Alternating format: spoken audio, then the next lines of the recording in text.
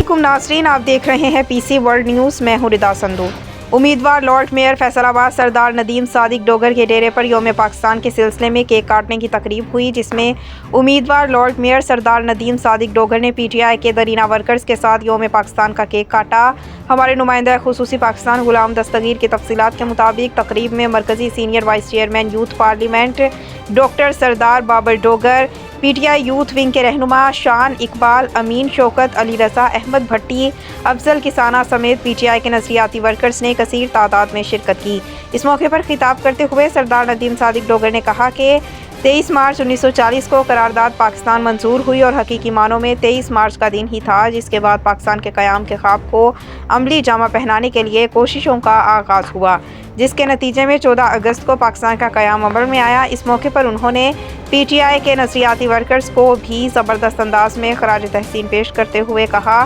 कि आप हकीकी मानों में पाकिस्तान तहरीक इंसाफ का असासा हैं और तारीख़ आपको हमेशा याद रखेगी कि आप एक सच्चे और मुहिब वतन लीडर का साथ दिया।